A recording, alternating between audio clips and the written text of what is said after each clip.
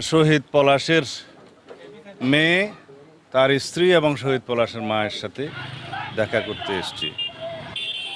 আমাদেরকে আমাদের নেতা বিএনপির মাননীয় ভারপ্রাপ্ত চেয়ারম্যান দেশনায়ক জনাব তারেক রহমান এবং দেশনেত্রী বেগম খালেদা জিয়া আমাদেরকে নির্দেশ দিয়েছেন এখানে শহীদ পলাশের পরিবারের সাথে দেখা করে যেন আমরা এই আশ্বাস এবং এই বার্তা প্রেরণ করি, সারা জীবন শহীদ পলাশের পরিবারের পাশে আমরা দল হিসেবে থাকব এবং জনাব তারেক রহমান এই পরিবারের এই শিশুর সারা জীবনের ব্যয়ভার, পড়াশোনা সব কিছুর দায়িত্ব নিয়েছেন এই বার্তা দেওয়ার জন্য।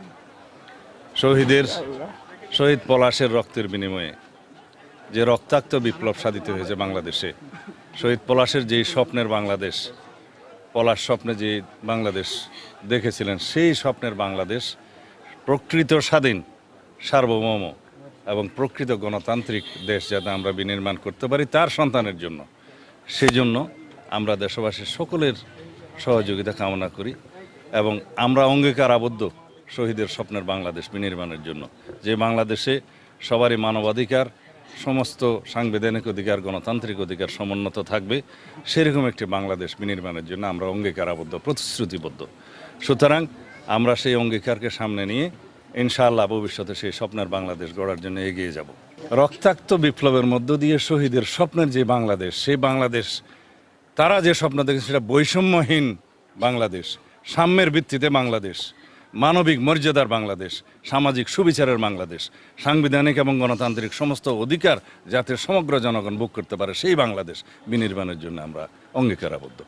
আমি দীর্ঘ 9 বছর 3 মাস 4 মাস পরে নির্বাসিত জীবন থেকে ভারত থেকে প্রত্যাবর্তন করেছি। তার আগে আমি গুপ্ত ঘরে আটক রেখেছিল তারা আমাকে 61 দিন, প্রতি মুহূর্তে মৃত্যুর প্রহর গুনছিলাম। আপনি যখন আজকে বলছেন যে সেই বাংলাদেশকে আবার আপনারা দেখতে চান, আমি শুধু এইটুকু বলবো, গত 1-1.5 বছর আগে দেশনেত্রী বেগম খালেদা জিয়া ভিশন 2030 বছরের 30 এটা ভিশন দিয়েছিল জাতির সামনে। সেখানে আপনারা দেখবেন যে সামনের দিকে আমরা অগ্রসর হব। আমরা কোনো বিদ্বেষ, প্রতিহিংসামূলক রাজনীতিতে বিশ্বাস করি না। আপনি দেখবেন গত বছর জুন জুলাই মাসের দিকে আমরা বিএনপি এবং সমমনা দল এবং যারা ফেসিবাদ বিরোধী গণতান্ত্রিক আন্দোলনে সামিল ছিলেন সমস্ত গণতান্ত্রিক রাজনৈতিক শক্তি এবং দলের সাথে বসে আমরা একটা 31 দফা প্রণয়ন করেছি, এটা জাতির সামনে আমরা প্রদান করেছি।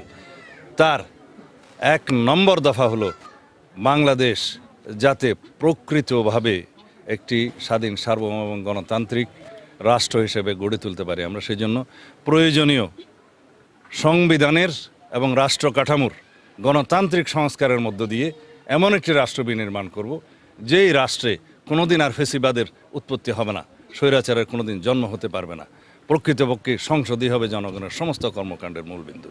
সেই অঙ্গীকার আমাদের আছে। সুতরাং এটা ভাবার কোনো সুযোগ নাই যে ভবিষ্যতে কোনোদিন কোনো স্বৈরাচারের জন্ম হবে। সাংবিধানিক সংস্কার, গণতান্ত্রিক সংস্কার, রাষ্ট্র কাঠামোর সেরকম গণতান্ত্রিক সংস্কারের মধ্য দিয়ে প্রকৃত একটি বাসযোগ্য গণতান্ত্রিক বাংলাদেশ প্রতিষ্ঠিত হবে ইনশাআল্লাহ। এটা আমাদের অঙ্গীকার, প্রতিশ্রুতি, আমাদের ম্যানিফেস্টো এবং আমাদেরকে সেই লক্ষ্য নিয়ে এগিয়ে যেতে হবে। প্রতিটি বিপ্লবের পরে একটা প্রতি বিপ্লবের সম্ভাবনা সবসময় থাকে। সেই প্রতি বিপ্লব যারা ঘটাতে চেয়েছে পরাজিত ফেসিবাদী শক্তি বিদেশে বসে, তাদের প্রথম দফা ব্যর্থ হয়েছে। তারা মাইনরিটি ধোঁয়া তুলেছিল, হিন্দু নির্যাতনের ধোঁয়া তুলেছিল, যেটা মিথ্যা বলে প্রমাণিত হয়েছে। যারা বিভিন্ন রকমের অস্থিরতা সৃষ্টির পায়তারা করছে বাংলাদেশে, সেগুলো প্রতিদিন আপনি দেখছেন যে নস্যাৎ করে দিচ্ছে ছাত্র জনতা। সুতরাং আমি মনে করি না বাংলাদেশে পরাজিত ফেসিবাদী শক্তির কোনো রকমের এরকম অন্তর্ঘাতমূলক কোনো তৎপরতা বা তারা সফল হতে পারবে, আমি মনে করি না।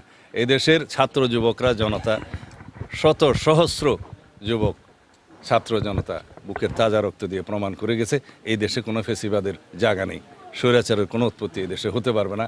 কোনো প্রতি বিপ্লবের আকাঙ্ক্ষা যদি কারো থাকে, সেটা এখনই আমি মনে করব যে তারা যেন ভুলে যায়।